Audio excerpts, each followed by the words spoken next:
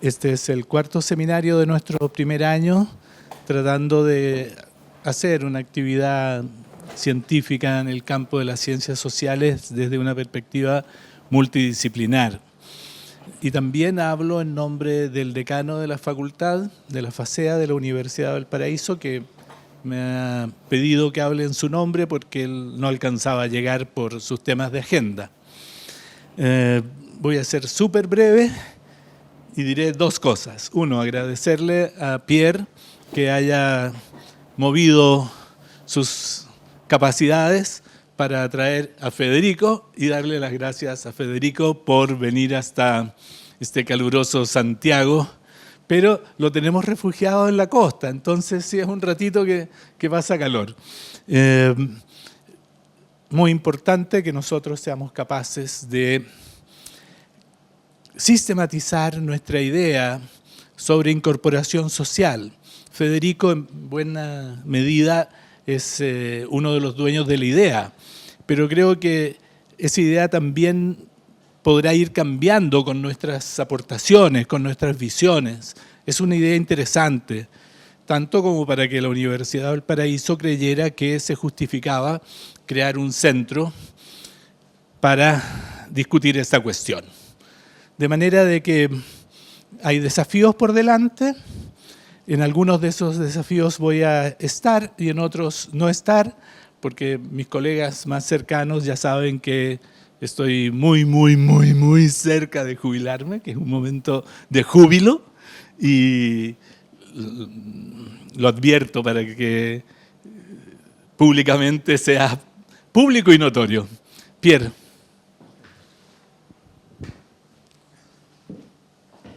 Bueno, gracias por esas palabras de introducción. Yo voy a hablar no de mí, sino de Federico Rossi, que está con nosotros, que viene de Argentina, entonces la introducción formal.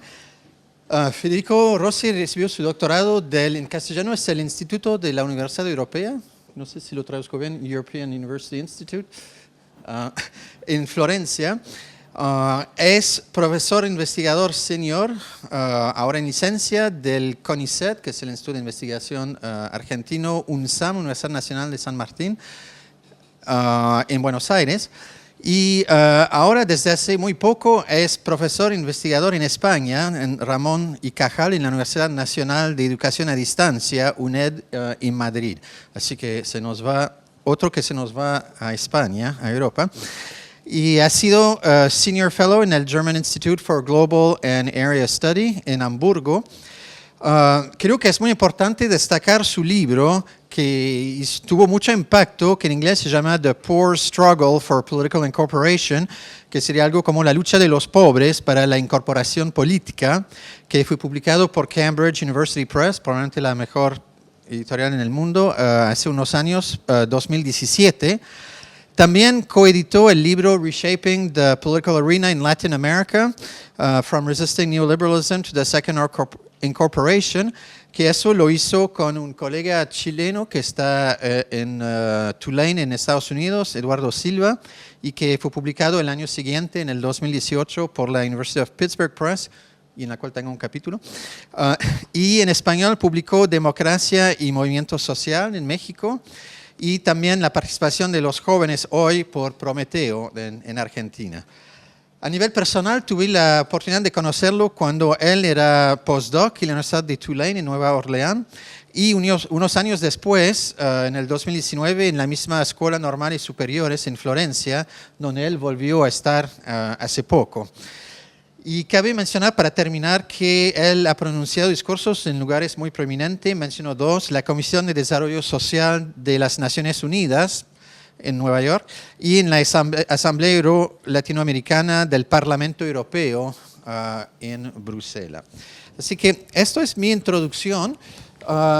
Cuando va a empezar a hablar Federico ahora, yo quisiera insistir que sería mejor porque somos gente muy participativa, muy interactiva, pero a pesar de nuestro modo de ser, voy a pedir que dejemos llegar a Federico al final de su presentación sin interrumpir lo más posible y que tengamos un periodo de conversación, de comentarios, de preguntas, de debates al final, porque estamos un poco atrasados y también es importante guardar el hilo. Entonces, tratemos, si es posible, de no interrumpir, al menos que sea, aclárame eso porque no lo entiendo.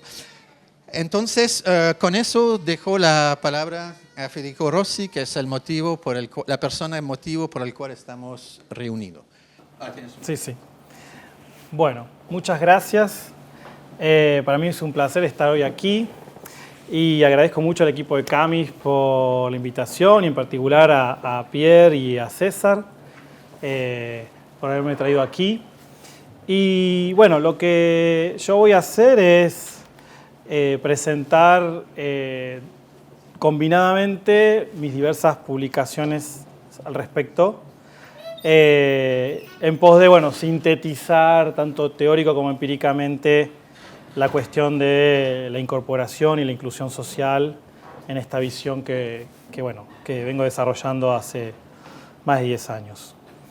Entonces, en esta presentación lo que voy a proponer es poner el foco de análisis en la distinción entre la expansión y contracción a largo plazo y cíclica de la arena sociopolítica producida por la reincorporación y desincorporación de los sectores populares organizados en América Latina desde mediados del siglo XIX hasta la actualidad.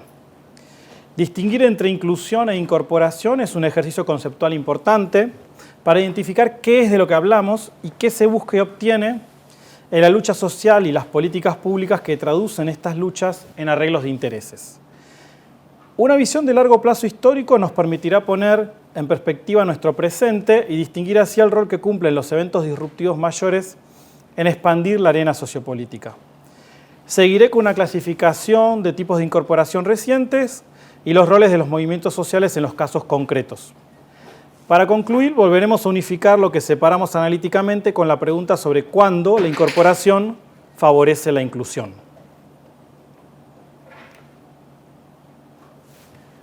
Las dos preguntas centrales que guiarán mi disertación son cómo explicar la historia de las relaciones entre los sectores populares y la arena sociopolítica y cómo vincular los procesos políticos y económicos de América Latina para explicar su recorrido continental. Para ello, lo que debemos es distinguir entre la inclusión y la incorporación, ya que son procesos diferentes. Aunque ambos conceptos se confunden con frecuencia, describen dinámicas distintas. La inclusión se refiere a la satisfacción de las demandas socioeconómicas por parte del Estado, mientras que la incorporación significa la ampliación del ámbito sociopolítico a nuevos actores políticos. Mientras que la primera a veces puede perseguirse mediante medios individualizantes, la segunda es un proceso colectivo de expansión de la arena sociopolítica. En términos más generales, la diferencia entre ambas radica en la entidad que se reconoce. Mientras que la inclusión se centra en los derechos, la incorporación lo hacen los actores. En segundo lugar, la incorporación y la inclusión pueden reforzarse o socavarse mutuamente, dependiendo del tipo de circunstancia en que se combinen ambas. Una misma política social puede ser inclusiva y desmovilizadora, despolitizando al destinatario de la misma, o ser una política social que haga del destinatario un sujeto político con dignidad y participación efectiva en la constitución de la comunidad política. La diferencia subyace en qué proceso sociopolítico está sucediendo en el país observado, con consecuencias cruciales para el tipo de sociedad que los gobiernos, en sus vínculos con los movimientos populares, están conscientemente o no moldeando con las decisiones que se toman. Para responder a estos interrogantes necesitamos volver a la extensa historia de la región de cíclicos conflictos por ampliar y contraer la arena sociopolítica y analizar lo que denomino olas de incorporación. Estas se tratan de prolongados procesos históricos de lucha entre grupos socioeconómicos y políticos, entre aquellos que intentan mantener una relación íntima entre el poder económico y político y aquellos que presionan, a veces desde abajo, para expandir la arena sociopolítica con el objetivo de incorporar a los pobres como ciudadanos y asalariados. A lo largo de la historia latinoamericana ha habido dos olas de incorporación de los sectores populares. Las olas de incorporación son los mayores procesos de reforma por inclusión y exclusión capitalista de América Latina. Como procesos relacionales, están constituidos por la disputa y cooperación entre las élites y los sectores populares. Voy a poner el foco hoy en cada ola y el rol de las presiones por incorporación desde los sectores populares organizados para comprender cómo se expande y contrae cíclicamente la arena sociopolítica en la región. Propongo una novedosa interpretación de la relación entre los sectores populares organizados y el sistema sociopolítico. El argumento que presento hoy es que es posible interpretar la historia contemporánea de América Latina en términos de olas de incorporación y desincorporación de los sectores populares. Como detallaré a continuación, gran parte de América Latina vivió en el periodo liberal de 1850 a 1930 la lucha por la incorporación, la cual se repite de forma diversa en el periodo neoliberal de 1970 a los 2000, en la lucha por la reincorporación. Por incorporación entiendo la inclusión de los sectores populares en la arena sociopolítica como sujetos políticos y económicos con participación efectiva. Por desincorporación, en cambio, defino la reducción o limitación de esta inserción obtenida por medio de autoritarismos que reduzcan o eliminen libertades políticas y reformas de mercado que reduzcan o eliminen la dignidad de los subalternos.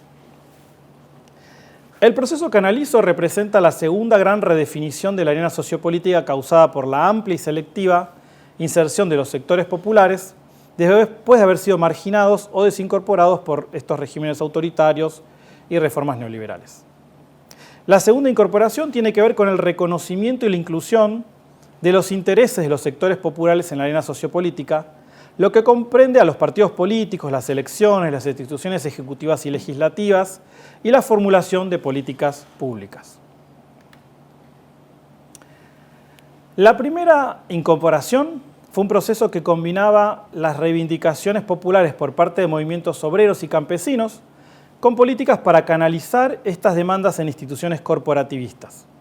La primera incorporación en América Latina sucedió entre los años 30 y 50 del siglo XX y fue definida por Ruth Baring Collier y David Collier como, cito, el primer intento sostenido y al menos parcialmente exitoso por parte del Estado de legitimar y dar forma a un movimiento sindical institucionalizado. Fin de cita.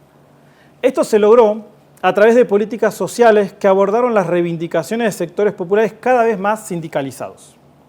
En Brasil, la incorporación se persiguió con fines de desmovilización, mientras que en Bolivia, Venezuela, Chile y Argentina, la incorporación implicó al movimiento obrero. En los casos de Bolivia y Venezuela también se incluyó a campesinos, mientras que en Ecuador la incorporación fue llevada a cabo por un régimen militar reformista e involucró a un débil movimiento obrero. La primera incorporación a mediados del siglo XX se centró en el reconocimiento formal, la legalización y la regulación de los sindicatos. El neocorporativismo surgió como la forma dominante de intermediación de intereses populares, en la que los sindicatos afiliados a partidos eran los representantes políticamente dominantes de los sectores populares. El Estado coronó y autorizó confederaciones sindicales privilegiadas para representar los intereses de los trabajadores en la arena política y frente a las empresas. Una característica central de la primera ola de incorporación es que se constituyó un mecanismo neocorporativo de arreglo de intereses, el cual es definido por Philipp Schmitter de la siguiente manera. El corporativismo puede definirse como un sistema de representación de intereses en el que las unidades constituyentes se organizan en un número limitado de categorías singulares, obligatorias, no competitivas, jerárquicamente ordenadas y funcionalmente diferenciadas, reconocidas o autorizadas, si no creadas, por el Estado y a las que se concede un monopolio deliberado de representación dentro de sus respectivas categorías a cambio de observar ciertos controles en su selección de líderes y articulación de demandas y apoyos.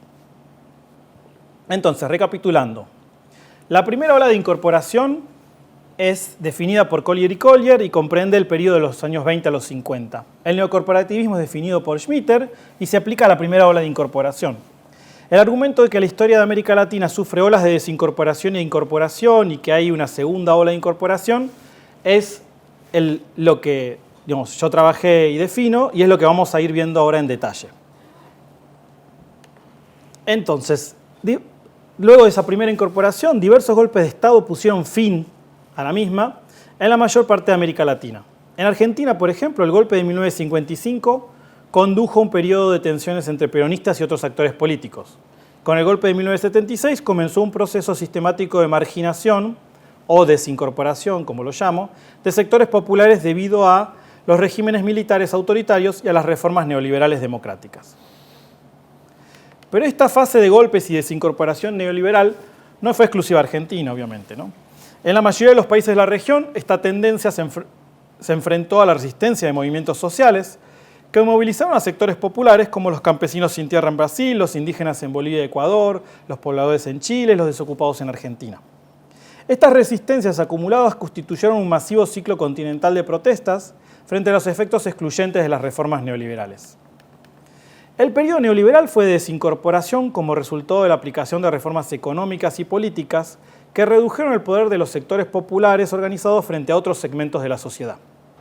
Implicó los esfuerzos de las élites políticas y económicas para debilitar y excluir a los actores populares colectivos y sus organizaciones de la arena política. Nunca fue absoluto, como una vuelta a las condiciones del siglo XIX y principios del XX. Las organizaciones populares, especialmente los sindicatos, siguieron estando reconocidos legalmente y regulados. Sin embargo, el punto era descolectivizarlos y despolitizarlos tanto como fuera posible. Esto implicó medidas para debilitar la capacidad de organización popular, para circunscribir estrechamente su esfera de acción legítima y para evitar que influyera en la formulación de políticas socioeconómicas. El objetivo era atomizarlos y fragmentarlos y limitar su acción a la esfera privada. Es decir, un sindicato a nivel de empresa solo puede negociar con la dirección de la empresa en condiciones que inclinan en gran medida el poder a favor de la empresa. Los cambios en el Código Laboral, que enfatizaron la flexibilización laboral, junto con el alto desempleo y el subempleo debido a la pérdida de puestos del sector formal, creados por la privatización, el declive de la industria nacional con la liberalización del comercio, la subcontratación y la reducción del tamaño del Estado, desincorporaron a los sectores populares.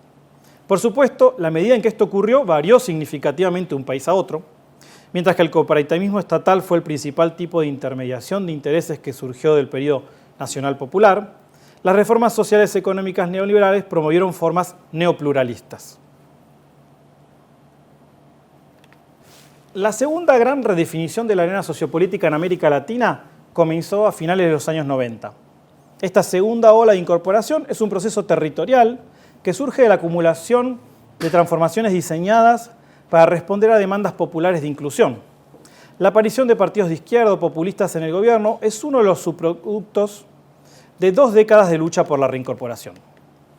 El periodo posterior es de reincorporación parcial para los sectores populares. Debido a que la reincorporación tiene lugar después de la redemocratización, los derechos individuales básicos, como el voto, ya existían, al igual que los derechos colectivos de organizarse. El énfasis, por tanto, es sobre la expansión de los derechos sustantivos de manera que los intereses expresados por las principales organizaciones populares se encuentren, como mínimo, expresión programática. La reincorporación también involucra los mecanismos institucionales concretos que vinculan a las organizaciones populares con la arena política y la formulación de políticas públicas.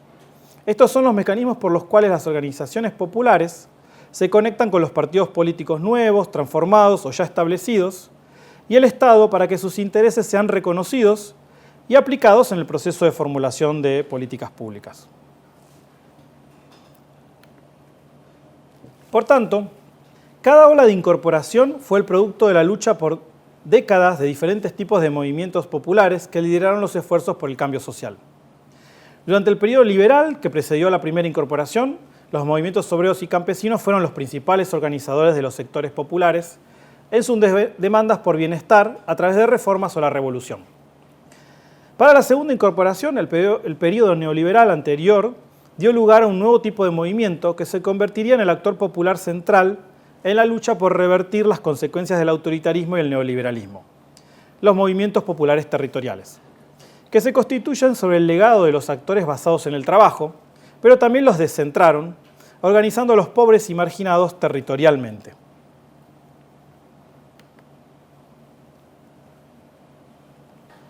Fue así que, a través de dinámicas políticas disruptivas, los estratos pobres y excluidos de la sociedad exigieron ser reconocidos como miembros de la sociedad.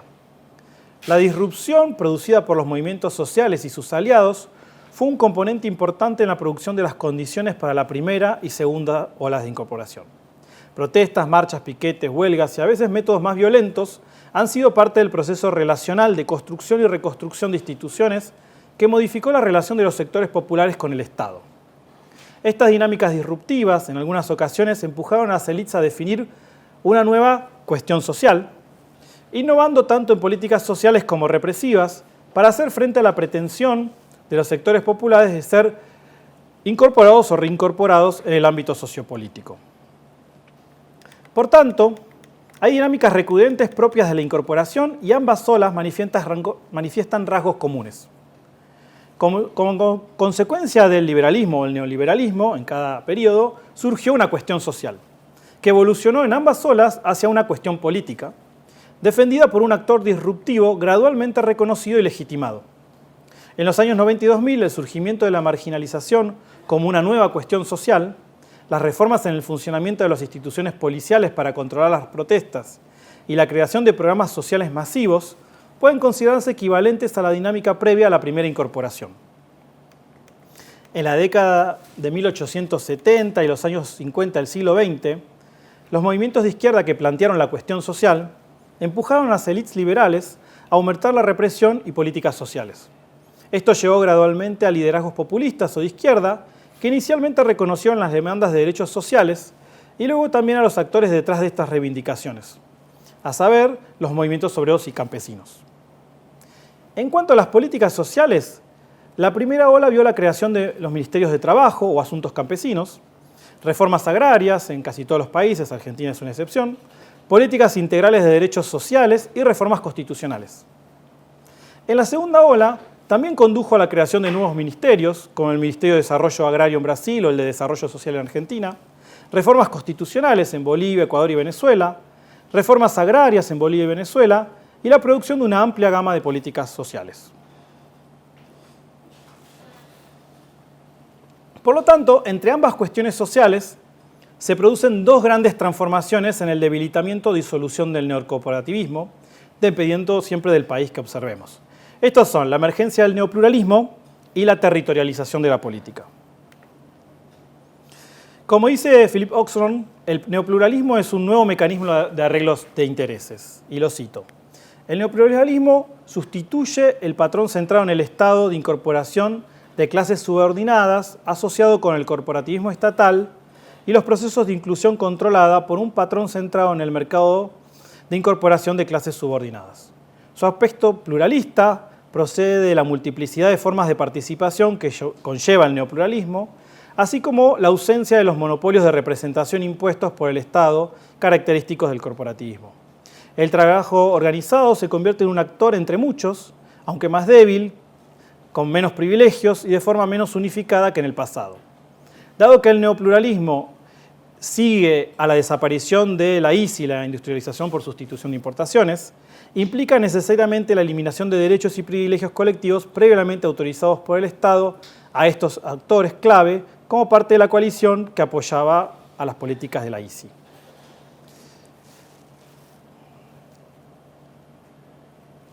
Y esto se entrelaza con el otro gran proceso, ¿no? La territorialización de la política, que es el clivaje central que pasa a articular las luchas políticas en reemplazo de las formas centralizadas y funcionalistas del neocorporativismo. Este lo defino como la disputa por el control físico del espacio, ya sea un municipio, provincia o porción de tierra, dentro de una o varias entidades políticamente constituidas, y se considera un clivaje porque las divisiones políticas centrales se producen como resultado del encuentro físico o la distancia entre los actores políticos, y también de la disputa por el control de un territorio para objetivos y causas sociopolíticas que no siempre están definidas territorialmente. Entonces, en la interpretación que propongo, la disrupción es parte central de la conformación de una arena sociopolítica expandida a los sectores populares. Y en estos procesos, en algunos países, los estallidos sociales constituyen parte importante del proceso de división y debilitamiento parcial de las élites en la historia de las luchas por la incorporación sociopolítica. Pero es otra gran cuestión analítica su definición. Entre las múltiples visiones posibles, la que tomaría aquí combina varias, definiéndolo como una etapa de un ciclo mayor, ya que en los casos de América Latina representan los estallidos sociales un evento de ruptura, un tanto cíclico, pero a la vez fundacional, mayormente metropolitano, pero con irradiación nacional, que explica en parte las diferencias de tipos de incorporación que se producen. Estos eventos transformadores conforman un momento de aceleración de la temporalidad en la lucha contra las tendencias plutocráticas del capitalismo, siendo muchas veces parte álgida de la disruptiva búsqueda por reconectar la vida de las personas con el Estado como proveedor de bienestar y cohesión social. No siempre prefiguran una ampliación de la arena sociopolítica y por tanto requieren de un estudio comparado de sus dinámicas. Por ejemplo, los estallidos del Caracazo en 1989, el Argentinazo de 2001 o los más recientes de Chile y Colombia son momentos definitorios en la emergencia de la fase de incorporación. Los estallidos sociales, como patrón general, son reacciones a la dirección poliárquica y plutocrática de la doble transición a la democracia liberal y a la economía neoliberal en América Latina. Es decir, son eventos cruciales de cuestionamiento al patrón de desarrollo. En Argentina se produce como parte de una constante lucha y disputa social por el patrón de desarrollo en un clivaje redistributivo, lo que produce que sea siempre sostenida la organicidad colectiva de los sectores populares. En cambio, en Chile, llevó 28 años que se produzca un primer masivo cuestionamiento, ya que la política se encontraba congelada en el clivaje transicional con una sociedad atomizada. Cómo se organizaron ambas sociedades ante las dictaduras y la doble transición generó un diferente legado organizativo, pero no impidió la resistencia a la desincorporación y sus élites promotoras. Es por ello que son preguntas centrales que debemos formularnos las siguientes. ¿Qué rol cumple la organización popular en la construcción de las condiciones para el estallido social?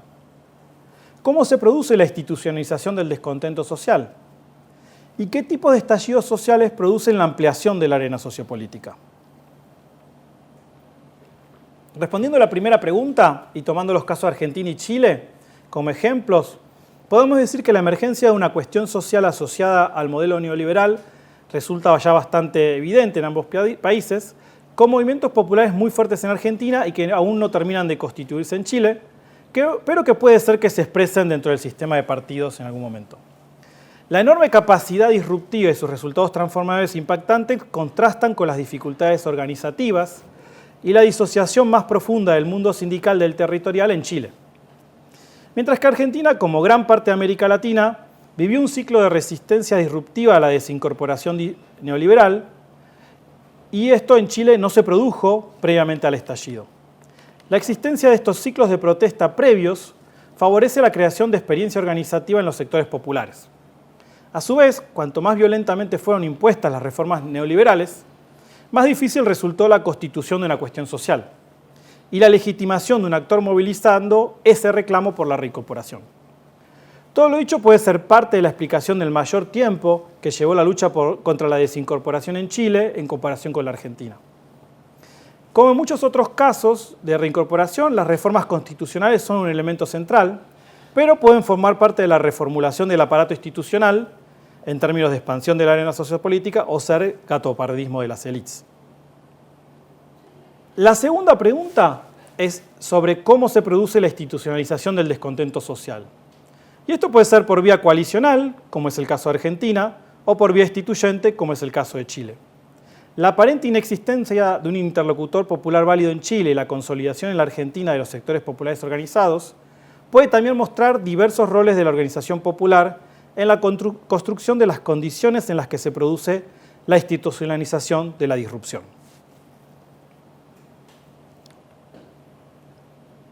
Y como tercer interrogante, es central saber qué tipos de estallidos sociales producen la ampliación de la arena sociopolítica. Como es el caso de Chile, si el sistema de partidos sigue siendo insular, puede devenir el estallido en un recambio de élites gobernantes desconectadas de los sectores populares, que aunque sean progresistas no conforman una expansión de la arena sociopolítica, sino un recambio de élites en el poder. En este caso, es muy probable que el gobierno progresista, como es el caso de Boric actualmente, no cultive el vínculo afectivo, simbólico y programático con grupos sociales que puedan apoyar o empujar con modificaciones al patrón de desarrollo. En cambio, como es el caso de Argentina, si el sistema de partidos no es o deja de ser insular, puede devenir el estallido en un recambio de élites gobernantes con grupos sociales en disputa y cooperación, empujando modificaciones al patrón de desarrollo. En pocas palabras, son los estallidos sociales que tienen algún tipo de organización popular con capacidad de movilización sostenida y en disputa con el sistema de partidos, los que pueden favorecer un proceso de expansión de la arena sociopolítica. Sin embargo, no todos los países que fueron parte de la segunda ola de incorporación vivieron un estallido social, aunque sí un ciclo de protestas. Es por ello que los modos de incorporación fueron diversos en la década del 2000, desde arriba o desde abajo, en forma política o tecnocrática. Esto dependió de la relación del partido de izquierda con los sectores populares, en el contexto de relativa continuidad o discontinuidad institucional con el periodo previo a su arribo al poder. En Venezuela, un caso de incorporación política desde arriba, la dirigencia del movimiento político bolivariano no tenía vínculos orgánicos profundos con sectores populares organizados. Así, utilizó la política pública para organizar sectores populares no sindicales en el Estado. En Bolivia, la incorporación política se produjo en gran medida desde abajo, porque el partido de izquierda en el poder es un partido de movilización masiva creado por movimientos sociales. En Ecuador, el nuevo movimiento político de izquierda gobernante carecía de vínculos con organizaciones populares. De hecho, compitió con las principales. Por lo tanto, se basó en políticas públicas para incorporar tecnocráticamente a los ciudadanos desde arriba individualmente como votantes. La situación resulta diferente en los casos de continuidad institucional, donde el modelo seguido era una incorporación política mixta. Los peronistas dominan la política democrática desde que incorporaron por primera vez a los trabajadores desde arriba en un sistema corporativista. A pesar del colapso del sistema de partidos durante la crisis de 2001-2003, parte del peronismo continuó ese patrón en términos no corporativos cuando la fracción de izquierda del mismo ganó el poder a principios de la década del 2000, extendiendo la incorporación a nuevos sindicatos, el movimiento piquetero y los sectores populares en general, con políticas públicas favorables. El caso brasileño fue otro caso de incorporación política mixta por el Partido de los Trabajadores, un nuevo partido de movilización de masas con fuertes vínculos con un nuevo movimiento obrero floreciente y movimientos urbanos y rurales. Como en la primera incorporación, la ruptura que cierra algunos de estos ciclos es de tipo autoritaria, pero no en todos los casos.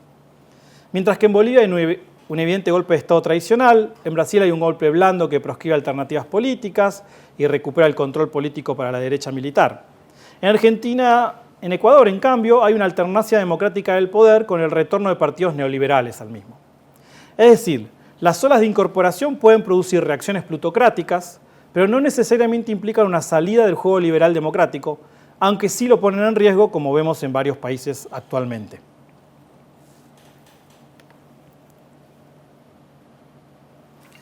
Retornando al tema de la inclusión social, es importante notar que, aunque el surgimiento de una cuestión social es una condición necesaria para identificar una ola de incorporación, algunos procesos nacionales fueron instancias de incorporación con inclusión, mientras que en otros la inclusión y la incorporación fueron dinámicas desconectadas. Además, en la segunda incorporación, como en la primera, la expansión de la arena sociopolítica comenzó antes que los progresistas alcanzaran el gobierno. La expansión y consolidación de dinámicas y políticas en curso fueron el resultado de la sedimentación de instituciones y prácticas producidas por las respuestas de las élites a las luchas de los movimientos populares por tender un puente entre sus vidas y el Estado. En este sentido, en ambas oleadas de incorporación podemos ver casos de promoción de la movilización y otros de desmovilización. En este sentido, también es importante tener en cuenta que las olas de incorporación no deben equipararse con la constitución de una sociedad más igualitaria o la creación de un estado de bienestar, sino con la reformulación de la arena sociopolítica mediante la redefinición y expansión del número de actores políticos legítimos. En otras palabras, la incorporación significa que los actores movilizados que buscan ser reconocidos como los legítimos articuladores de la cuestión social asociada a las víctimas del modelo de desarrollo imperante, pasan a formar parte de los actores que definen un ámbito central de políticas públicas destinado a resolver esta cuestión social. La clave es, entonces, ver cuándo la incorporación favorece con su expansión de la arena sociopolítica la inclusión social con políticas redistributivas. y cuándo tenemos sujetos politizados que la promueven y defiendan. La respuesta radica en los roles que los movimientos sociales lograron en los procesos de incorporación y la correlación de fuerza con los actores organizados que resisten los costos materiales y simbólicos de la expansión de la arena sociopolítica. La durabilidad de lo logrado dependerá del tipo de incorporación y del grado de organicidad y coordinación del campo popular y de las divisiones entre las élites que se les oponen.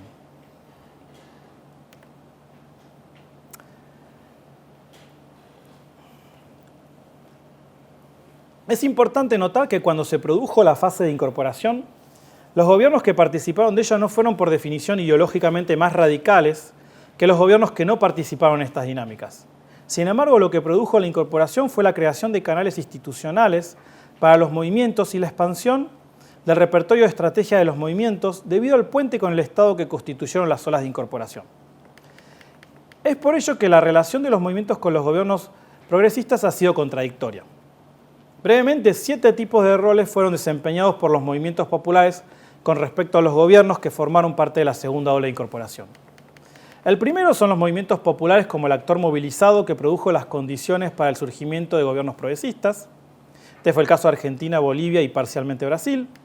El segundo son los movimientos populares como la reconexión territorial de los gobiernos con los sectores populares y las reivindicaciones desde abajo. Este fue el caso de Argentina, Brasil y en cierta medida Venezuela. El tercero son los movimientos populares como núcleo electoral de los partidos de izquierda o del movimiento populista en el gobierno. Este fue el caso de Bolivia. El cuarto son los movimientos populares como instrumentos para luchar contra las resistencias de las élites a las reformas de los gobiernos. Este fue el caso de Argentina, Bolivia y Venezuela. El quinto son los movimientos populares como miembros, generalmente débiles, de coaliciones de gobierno. Este fue el caso de Argentina, Bolivia, Brasil y Venezuela. El sexto son los movimientos populares como aliados externos, generalmente críticos de gobiernos. Aquí es el caso de Argentina, Venezuela y en cierta medida Bolivia. Y el último son los movimientos populares como la oposición, generalmente no crucial a los gobiernos. Este fue el caso de Ecuador y en cierta medida Venezuela. Los elementos que definen este tipo de relaciones son el resultado de múltiples dinámicas, pero son intrínsecos al tipo de reincorporación, sus condiciones precedentes y sus consecuencias. En este sentido, es crucial determinar si la reincorporación fue principalmente desde arriba o desde abajo, si fue primordialmente política o tecnocrática, y si los sectores populares movilizados fueron considerados relevantes por las élites en la construcción de gobernabilidad para estos gobiernos.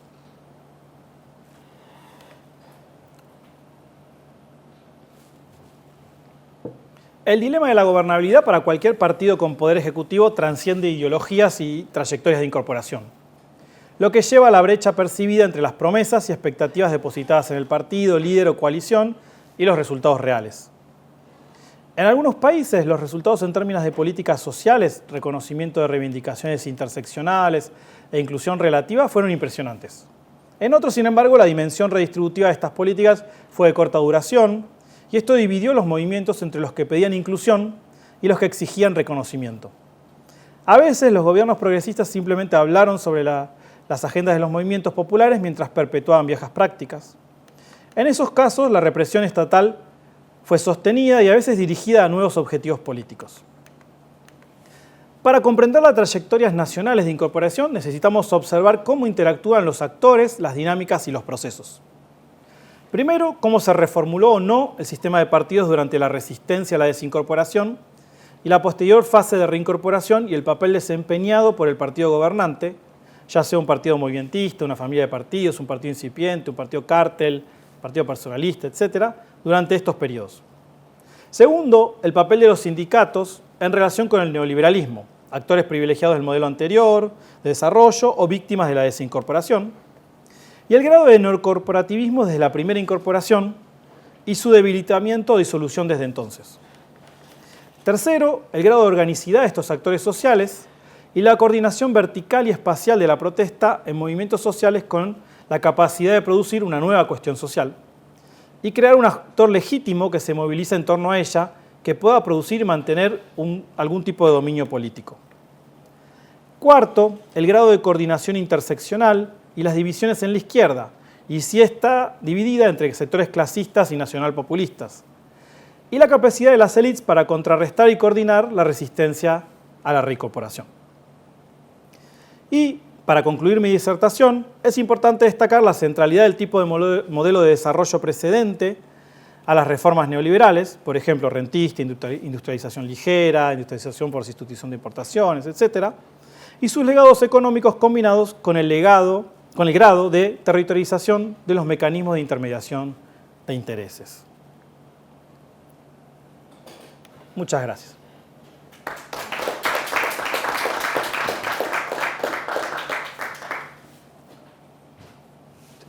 Federico, te voy a pedir hacer un poquito más de deberes para nosotros. Te formaste mucho en la escuela comparada y de primera, segunda ola, pero no cabe duda que el grueso del interés del CAMIS, creo yo, es más sobre Chile, y hablaste de Chile con el estallido, pero no sé si podrías elaborar un poquito más sobre cómo ves esos grandes esquemas, un poquito más abstracto, para decirlo así, con nuestra realidad nacional, porque creo que el CAMIS se centra más que todo en Chile. Hablaste, pero fue como parcial. Gracias, Federico. ¿Está funcionando? Sí. Ya. Gracias, Federico. Interesante cómo lo dices tú, nos planteas una forma de interpretar la historia y los acontecimientos políticos. Y mi pregunta, de donde yo vengo, es ¿cuáles son las formas como concretas o empíricas en las cuales tú crees que, o tú sostienes que una teoría como la que tú has descrito se puede soportar sobre hechos o en una discusión contra otras teorías u otras formas interpretativas? O sea, ¿cómo hacemos que la interpretación que tú nos das sea más válida que otra? Porque puestas, como las expusiste acá, es una manera, es una óptica de mirar la historia, pero incontrastable en los términos en que tú la expones. ¿Cómo se pone a competir con otras formas de interpretación de la historia una teoría de incorporación social como la que tú propones? ¿Quieres serie de 2 preguntas a la vez o 3 preguntas a la vez? 3 está bien. ¿Cómo? 3 está bien, si alguien más tiene otro, no hay problema. Sí, me pregunta sobre Chile también, y está vinculado a cómo caracterizarías tú el periodo previo al estallido social, o sea, lo que se llamó los 30 años en su momento, ¿cierto? Desde el 90 hasta 2020. ¿Sería un tipo de inclusión parcial sin incorporación? Porque es un fondo, hay inclusión, pero tecnocrática. O sea, hay reformas sociales, hay cierto nivel marginal de redistribución, hay una coalición de centro-izquierda que gobierna, 30 años en el país, pero es sin incorporación, pues. Entonces, ¿es una inclusión tecnocrática? ¿Es inclusión eso ahí o no se podría llamar inclusión eso ahí? En primer lugar. Y segundo, ¿sería inclusión tecnocrática sin incorporación? Porque claramente no hay incorporación, o sea, no tenemos ahí sectores sociales incorporados en el gobierno, siendo escuchados por el gobierno. Es una pregunta bien concreta sobre Chile, el Chile previo al estallido social. Bueno, allá, sí, como que allá quieren hacer una pregunta. ¿Sí? Bueno, entonces respondo. Esta es bien cortita. Tiene que ver un poco con lo que pregunta Bernardita. ¿El nivel de análisis de la teoría que tú propones es a nivel meso o macro? ¿O podríamos también llevarlo a un nivel de análisis micro? Perfecto. Bueno, entonces, son muy buenas preguntas. Y, a ver, voy a separar las dos que son más de Chile, de las que son un poco más metodológico-conceptuales, ¿no? Entonces, con respecto a las que son más metodológico-conceptuales, empiezo por la última. El análisis que yo hice en mis propias publicaciones y trabajo y de la propuesta, siempre es relativo el meso y el macro, ¿no? Si uno hace 1000 años de historia, 50 es micro, ¿no? Pero yo lo pondría que es meso, ¿no? Pero si uno hace solo historia contemporánea es macro, porque yo estudio del final del siglo XIX hasta ahora, siglo XXI. Es decir, eso es, para las ciencias sociales eso es macro. Es decir, se uno podría considerar.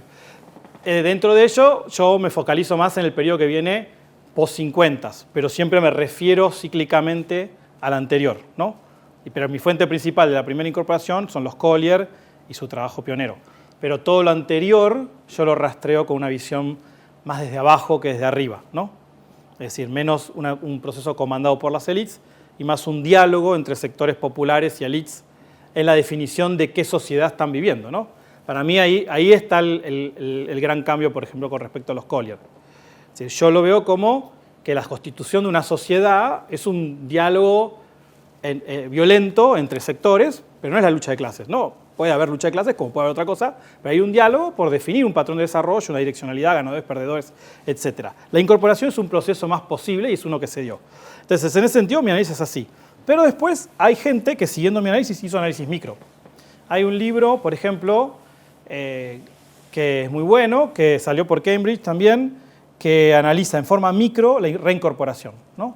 Hace una etnografía de los sectores populares de la Argentina, en la periferia desindustrializada, y ve cómo en las prácticas cotidianas y en los sentidos comunes de esos sectores populares desindustrializados, donde digamos, hay una nostalgia sobre el mundo industrial que muy probablemente no volverá, se intentan reincorporar, como en sus prácticas intentan reincorporarse en esta doble dimensión que yo hablo, ¿no? Que es como sujeto asalariado, sujeto económico y sujeto político, ¿no? Y en ambos casos, si estudia eso en forma micro, siguiendo esta perspectiva, le dio esa visión. Entonces se puede aplicar. Yo no lo hice, pero hay otros que lo hicieron siguiéndolo. Hay otros casos también hechos, aplicación micro, pero ese por ahí es el más desarrollado porque es todo un libro y demás. Después les puedo pasar el título. Entonces es posible, es decir, depende, es decir, no impide esa visión. ¿Por qué? Porque, bueno, yo no me metí en los debates muy de ciencias sociales sobre estas cuestiones, que es, bueno, entonces este debate es estructuralista. No. Por eso se puede esa escala. Es decir, yo acá no estoy planteando una determinación teleológica de nada, no hay una estructura que es un patrón base o una élite o un actor popular que determina al otro, sino que es relacional. Son relaciones y posiciones entre actores con una disputa abierta. La historia está abierta y lo que pasó no era lo que tenía que pasar, pasó lo que pasó.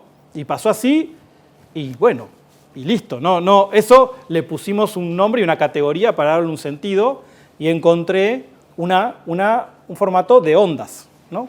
De olas. Entonces uno viendo eso lee una ola en la historia latinoamericana. Entonces tiene tiempo y espacio y sus limitaciones desde ese punto de vista, y si viaja o no viaja hay que verlo. Hay gente que lo hizo ya viajar a Medio Oriente, al norte, a los casos de Túnez, Egipto, y a gente a Sudáfrica. Pero son ideas de otros de ver esta lucha por la reincorporación, esta ciclicidad, estos procesos de descolectivización y desincorporación, desindustrialización y luchas como asociados, ¿no? Entonces, hay un sector que hace economía política del mundo árabe que vio una conexión entre lo que se le llama la primavera árabe con en realidad una lucha por la reincorporación. Pero como está asociado al autoritarismo, fue empujando. Y Túnez como el caso más paradigmático. Y otros en Sudáfrica también ven otros procesos así. Bueno. Entonces, permite eso por ser relacional, ¿no? No hay una... Entonces, puede ser meso, macro, micro. Conclusión. Pero es buena la pregunta, porque yo sí lo presento así, porque ahí es donde yo lo trabajo, ¿no? Pero no lo impide lo otro. Después, las formas empíricas en las que se sostiene mi teoría, cómo es contrastable, cómo es válido. Acá, por una cuestión de presentación, obvié todos los detalles históricos y demás, pero mis trabajos son, si se puede decir de alguna manera, a la Tilly, ¿no? Entonces son todas producto de trabajo de archivo, entrevistas, es decir, es una combinación de historia oral, observación directa casi tipo etnográfica y trabajo de archivo de largo plazo histórico. Entonces todo está basado en seguimiento de periódicos, que en su momento muchos eran en papel, y yo hice todo en papel también, es decir, seguimiento de políticas públicas y desarrollo y creación de políticas públicas y de instituciones en el Estado, por medio de sus documentos, normativas, leyes. Entonces para mí era muy importante el momento en el que se crea la Secretaría de Trabajo o la Secretaría de Acción Social y cómo esas pasa de secretaría a ministerio, cuando surge tal política social. Y todo en mis libros está todos esos detalles. Muy al detalle de quién, qué día y dónde, así, ¿no? Al historiador. Pero después busco generalidades, pues a la Tilly, ¿no? Entonces, a partir de ahí, está empíricamente sustentado en todos los trabajos que voy haciendo ese trabajo detallado de encontrar con documentación dónde y cuándo pasan ciertas cosas y conecto las dinámicas de la calle con las dinámicas del palacio, ¿no? Entonces yo voy viendo cómo, por ejemplo, por decir un ejemplo que me parece interesante, que fue siempre olvidado, que la cuestión social tiene una contraparte, que la ciencia social lo olvidó, pero los historiadores no, que es que la cuestión social implica la cuestión represiva también, ¿no? En las ciencias sociales se lo vio siempre sobre la base de la constitución de políticas sociales, y más bien inclusivas. Y yo, refiriéndome más a los trabajos de la cuestión social en torno a la persecución de los anarquistas y los migrantes italianos y catalanes en el Cono Sur, el siglo XIX y principio del XX, encuentro que en realidad es un doble patrón, ¿no? Inclusión incluye represión y por lo tanto hay doble innovación social. La cuestión social que hace a la incorporación tiene un elemento de disciplinamiento, ¿no? Hay una absorción dentro del sistema por medio de la constitución de políticas públicas inclusivas, los higienistas y los ministerios de higiene, después de salud, la creación de los sistemas de salud, las políticas de vivienda, y después la profesionalización de la policía, como policía de choque y no solo de tránsito, policía represiva, la militarización de la misma, la creación de los carabineros, y demás, como es la segunda pata de la cuestión social, ¿no? Eso lo rastreo en la segunda ola de la misma manera. Y, por ejemplo, rastreo cómo en Argentina la policía de frontera, que es la gendarmería, que es una policía militar, que tenía prohibido la intervención en política interna, porque en Argentina los militares tienen prohibido la intervención en seguridad nacional y en conflictos sociales. Entonces, por lo tanto, es una policía de frontera. Producto de ningún plan de nadie, sino producto de una dinámica social de movilización, pasa a ser la policía de la represión del conflicto por la lucha por la incorporación. Producto de la territorialización de la política de la que hablo, porque se produce en pueblos aislados, periféricos, en rutas nacionales, de jurisdicción nacional, donde no hay policía. Entonces, la primera intervención de choque posible era la gendarmería, la cual no quería hacerlo y lo hace. Y a partir de ahí, gradualmente, por gobiernos de izquierda y de derecha, sin distinción alguna, se va profesionalizando en la policía de choque del conflicto social, distinguida de la policía civil tradicional. Y por tanto, eso es la segunda pata de la cuestión social, ¿no? Una profesionalización. Entonces yo rastreo eso, las reformas policiales, las reformas de los ministerios, la creación de políticas públicas. Entonces se va contrastando de esa manera y uno va viendo eso. Entonces se sostiene en que se puede sostener empíricamente a partir de todo eso que hago, ¿no? Es decir, como explicación más plausible de un patrón de la región en general. Es decir, con limitaciones. Es decir, por ejemplo, en mi opinión no se aplica a México. Es decir, México sigue otro patrón totalmente diferente, no tiene nada que ver, porque tiene una revolución, la revolución por lo tanto ya plantea un proceso completamente diferente y su segunda etapa es de anexión completamente a Estados Unidos en otro patrón completamente. Entonces, no es que es universal, no se aplica a Cuba, es decir, porque los procesos revolucionarios son otros procesos. Esto es otro proceso mesohistórico, macrohistórico diferente, ¿no? Es decir, entonces, en ese sentido, es que es diferente, ¿no? Entonces hay casos a los que se aplica. Todo el Cono Sur sí, Paraguay no, el único caso por ahí de Sudamérica donde uno puede decir que no se aplica, pero todo el resto sí, con sus diferentes características, ¿no? Todo Sudamérica se aplica. Después, hablando sobre Chile, ¿cómo caracterizaría el periodo previo al estallido desde la transición? Yo creo que es inclusión tecnocrática, es eso lo que va pasando. Es decir, porque al no haber una expansión de la arena sociopolítica, no hay un actor legítimo desde abajo, popular, que cuestione el patrón de desarrollo que los hace perdedores del sistema. Entonces lo que hay es una inclusión gradual desde tecnócratas que van produciendo políticas públicas que son muy eficientes y pueden llegar a poder producir mucha inclusión social, o no, pero el sujeto no existe como político. No hay un sujeto político, hay un pasivo receptor ciudadano. Universal, pero pasivo, ¿no? Y es muy, bueno, lógica de mercado, pero también sucedió en el periodo liberal, es decir, tiene la misma lógica del periodo liberal del final del siglo XIX y principio del XX. Para los oligarcas del siglo XIX y principio del XX, el sujeto popular no es un sujeto político, es solo un actor que produce problemas, pero no es un actor político. Para hacerse actor político, bueno, tuvo que luchar de mil maneras hasta que hubo un momento en el cual fue innegable que había un interlocutor válido al que había que sentarse en la mesa de negociación. ¿Y cuál era? Al que le disparaba sistemáticamente, el dirigente que estaba ahí. Y hubo un momento en el cual, bueno, a ese había que sentarlo en la mesa de negociación, porque, digamos, no iba a ser posible seguir de esa manera, a no ser que, bueno, produzcas un genocidio de los pobres, ¿no? Es decir, lo cual es, a partir de ahí colapsaría el capitalismo. Entonces, por lo tanto, no lo van a hacer. Entonces, si uno no legitima la existencia de un proceso de constitución de un sujeto, bueno, no es un proceso de incorporación, esa es una gran distinción. Pero puede haber procesos que sean muy inclusivos y hasta muy redistributivos que no producen sujetos sociales, ¿no? Y que pueden estar producidos justamente anticipándose a la potencialidad o al riesgo de que eso se produzca y por lo tanto uno se anticipa a la búsqueda de evitar que suceda, ¿no? Muchas veces también los ciclos de lucha por la incorporación es porque eso lo estudio también, es decir, cómo hubo un retraso en la respuesta de política pública al reclamo, ¿no? Es decir, porque el reclamo del actor organizado no es por la incorporación, eso también hay que distinguirlo, ese es el proceso. Los actores organizados no están diciendo incorpórenme al Estado como sujeto político, están pidiendo mayormente dignidad, ¿no? Están pidiendo denme bienestar, denme trabajo, denme vivienda, denme salud, ¿no? Pero ¿qué sucede? Si la élite o el actor que domina el proceso desde arriba en ese momento se anticipa, genera política pública, tal vez que anticipa la constitución del actor.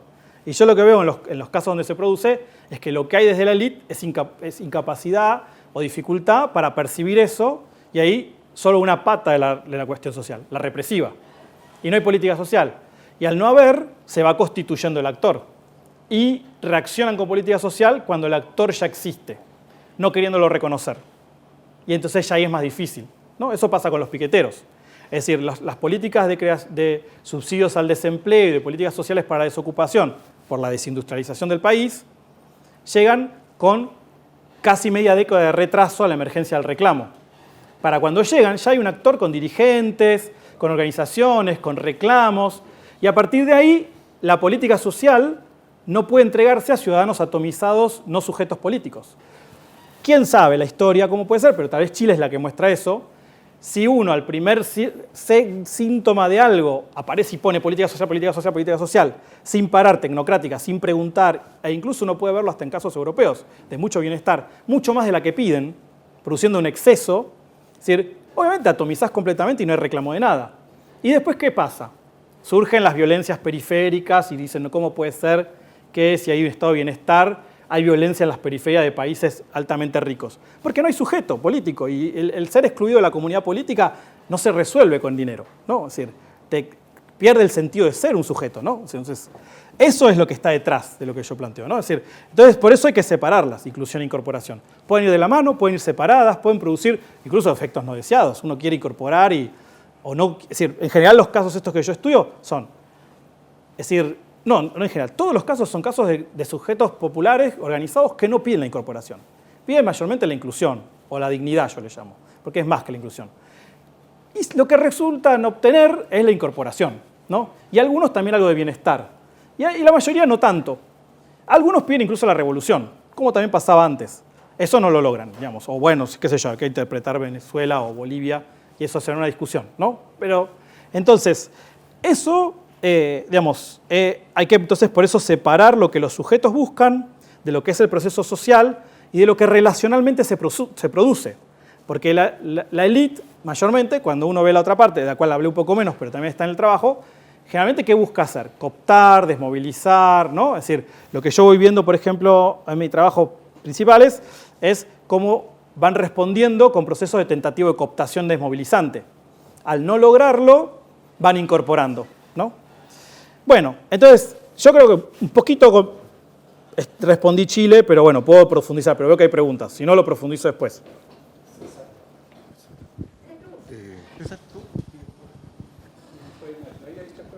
Está. ¿Ya está? ¿Empezamos la siguiente ronda? Naturalmente que agradecerte tu presentación. Me aclara muchas cosas sobre la idea de incorporación, sobre todo esa relación tan interesante que planteas entre incorporación e inclusión, ¿eh? Buena la aclaración. Yo creo que en general nosotros ahí estamos aprendiendo algo, ¿ya? Yo soy historiador económico además. Entonces, dos comentarios, ¿eh? Son comentarios que no necesariamente deben dar lugar a un debate si es que no tiene interés más allá de lo que yo digo. Pero es complicado esto de hacer generalizaciones de América Latina que generalmente son mucho mejor recibidas fuera de América Latina. Nosotros no nos vemos tan homogéneos como nos ven desde fuera. Nos ponemos más el acento en nuestras diferencias que en nuestras similitudes. Y creo que ahí tomas algunos riesgos que te va a tocar estas preguntas de los países y si encajan en tu esquema, pero insisto, creo que América Latina se ve homogénea desde fuera y heterogénea desde dentro. Y ahí vaya a tener siempre un problema, que no sé cómo te lo vas a arreglar.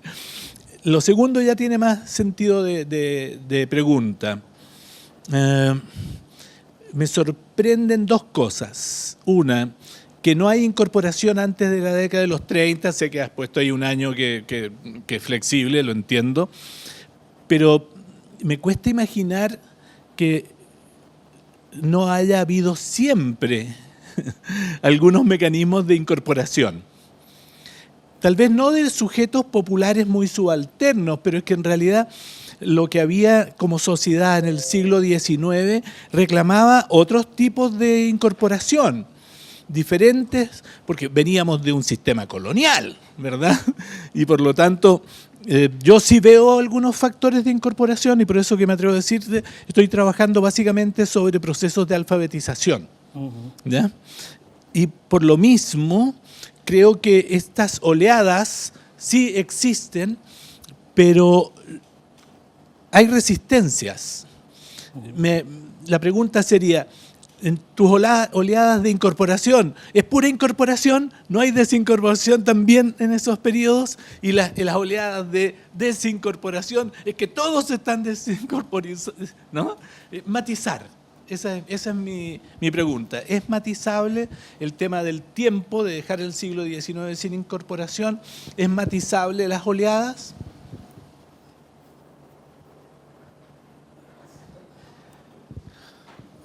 Voy a ir por ahí también. Tengo 4 preocupaciones, pero trataré de ser breve. Las primeras tienen que ver con las categorías y su utilidad. Me parece súper interesante y muy útil a la hora de hacer un análisis acotado a una trayectoria, a una experiencia concreta, y también para ver comportamiento a nivel agregado, regional, por territorios acotados. Hacer este juego de incorporación en la arena política como sujeto y de inclusión como, más bien como ampliar los efectos del bienestar. Me parece súper interesante, porque hasta ahora lo que nos habíamos encontrado era una literatura que normalmente tendía a imaginar que ambas cosas iban siempre al unísono, y eso no ocurre así. Y eso es una aportación muy, muy importante que yo le agradezco mucho, porque me va a servir mucho. O sea, la voy a usar. A partir de ahora me comprometo y me entusiasmo con usarla porque me pareció muy interesante. Porque efectivamente tú puedes tener, digamos, situaciones disímiles, ¿no? Desde procesos que se imaginan inclusivos, pero que desde el comienzo también se conciben como no incorporando a nadie, sino que desmovilizando. Y al revés, o sea, entonces creo que eso da juego por una cantidad de combinaciones impresionantes, incluso si uno pudiera situar grados, o sea, ¿no es cierto?, baja incorporación, media incorporación o alta, ya tendríamos varios casilleros que podríamos ir llenando para cada periodo. Eso en primer lugar. De manera que la herramienta me parece súper útil siempre que la sepamos, digamos, definir y dotar de unos ciertos atributos que le den validez científica. O sea, ¿cómo yo pruebo que cierto periodo fue más inclusivo y no tan incorporador, por decirlo así, ¿no? Voy por un poco lo que ha dicho también Bernardita y la colega allá. O sea, me gustaría ver los instrumentos que están detrás, los instrumentos, y que puedan ser contrastables, o sea, que si yo los ensayo varias veces, me den siempre más o menos el mismo resultado. Eso por un lado. Ahora, por el lado teórico, por el lado podríamos decir, de la larga duración de un historiador que la ve, no puede dejar de ver el siglo XX o desde el siglo XIX hasta hoy como parte de un pequeño hito dentro de una secuencia mucho más larga, ¿no? Entonces, así como esa exigencia que le hacemos a los sistemas políticos de que incorporen políticamente y que incluyan socialmente, es una cosa del siglo XX prácticamente. O sea, antes no, a nadie en su sano juicio, digamos, se le habría ocurrido demandar al Estado eso. O sea, los sistemas de partido no estaban tampoco, no eran, digamos, no estaban abiertos a incluir esas dos grandes exigencias. Por lo tanto, esto es del siglo XX, como diría Hobsbawm, es el siglo de los extremos, digamos, es el siglo de la búsqueda de los equilibrios. Pero esto nos lleva a otro asunto. ¿Qué tan vigentes son estas dos demandas que los sistemas políticos hoy día hacen en el mundo? Porque yo lo que veo hoy día, digamos, es que nadie en ninguna parte, ni en Europa, ni en Estados Unidos, ni en América Latina, ni hablar de experiencias como la de Rusia, China, India, digamos los países árabes, se están planteando cumplir estas dos exigencias. O sea, podríamos decir que incluso el siglo XXI parece que va a ser el siglo de la búsqueda de la inclusividad por vías predominantemente autoritarias, digamos, ¿no? Y donde a la gran mayoría de los estados, de los sistemas políticos, no le interesa la incorporación. O sea, en ese sentido es quizás un resabio del siglo XX. Lo dejo ahí. Ujú. Y yendo a una cosa que me interesa mucho también por el lado económico, me hace ruido el hecho de que se dé por sentado que las formas de incorporación política van a estar acompañadas exitosamente por una inclusividad social en la medida que no se definen las bases de sustentación de esa inclusividad social. Y cuando hablo de bases de sustentación me refiero a cuánta espalda financiera, cuánta espalda fiscal tiene esa sociedad para cumplir ese compromiso que se está fraguando. Porque uno lo podría ver al revés. Uno podría decir que quizás los proyectos fracasados en América Latina tienen que ver con asumir esos compromisos sin tener esas bases de sustentación a largo plazo. Es decir, no hay espaldas fiscales, no hay ¿no es cierto?, acompañamiento, y con suerte nos acercamos a un tenue estado de compromiso y jamás a un estado de bienestar. Y por otro lado, eso está en crisis, antes de los golpes militares. O sea, los golpes militares son en el fondo una consecuencia de eso, pero eso ya está fracasando, haciendo agua por todos lados en los años 60, a fines de los años 60, y con mayor fuerza en los 70. Entonces ahí yo plantearía hasta qué punto le tenemos que exigir a estas dos categorías que también interactúen con las bases de sustentación material. Y por último, dos apuntes que son chiquitos. Trato de pensar como historiador, y cuando meto en la juguera, digamos, esto, y lo intento ocupar para un lugar muy pequeño que Cono Sur. Estoy hablando de Argentina, Uruguay y Chile. No meto aquí a Brasil porque creo que Brasil no es Cono Sur más que geográficamente. En términos políticos, económicos, sociales, culturales, no lo es. No es Cono Sur. Es otra cosa Brasil. Y ni hablar de Paraguay. O sea, Paraguay es otro asunto que... Entonces, estoy hablando de Argentina, Uruguay y Chile. Incluso para esos pocos países no me calza el hecho de que la primera oleada de incorporación haya sido de carácter popular. No me calza por ningún lado. Lo que yo veo en Argentina, Uruguay y Chile es un intento de incorporación, con suerte, a los sectores urbanos mesocráticos, de las clases medias. Sí. No veo a los sectores populares por ningún lado, digamos, más allá de la retórica, ¿eh? O sea, uno puede decir lo que quiera, digamos. Entre, digamos, Perón, Alessandri, ¿me entiendes? No sé, el Partido Colorado en Uruguay, pero en el fondo lo que no veo es una inclusión, o sea, una incorporación real. Hablan de los sujetos populares a cada rato, pero en el fondo desconfían de los sujetos populares, y lo que con suerte incluyen es a los grupos medios. Y las coaliciones que se generan en este sistema de partidos son coaliciones también de centro-izquierda, no son coaliciones de izquierda. Por más allá que algunos queramos, digamos, ver románticamente este periodo, no son coaliciones de izquierda, son coaliciones de centro-izquierda, con suerte. El caso de los Frentes Populares en Chile es súper fuerte. Entonces, no voy a hablar de los otros casos porque... Entonces, yo no veo, por un lado, lo popular en la primera ola de incorporación. No lo veo claro. Y en la segunda ola de incorporación, tú dices territorial.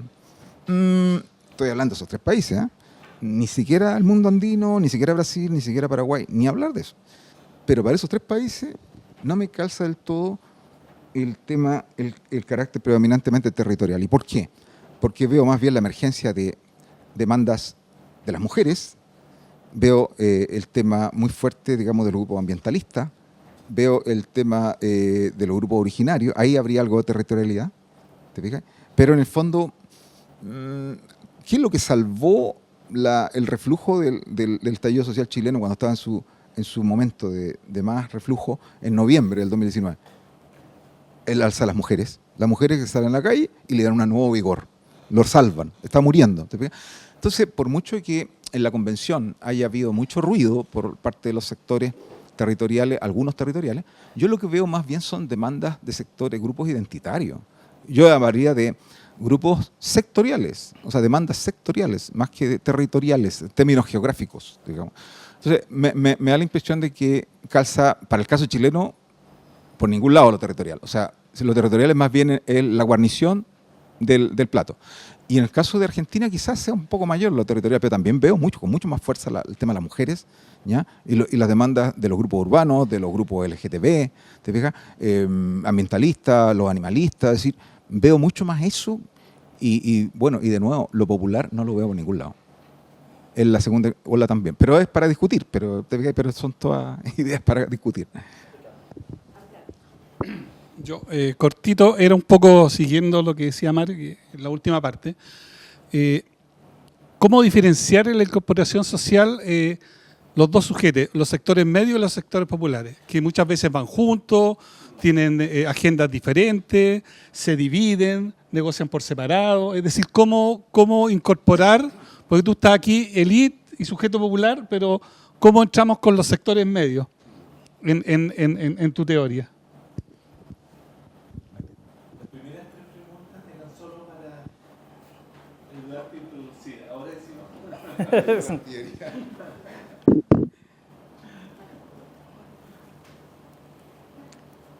Bueno, a ver, muy buenas preguntas de vuelta. Voy en orden. Entonces, es decir, generalizar es complicado, obvio, pero si uno quiere buscar patrones, hay que generalizar.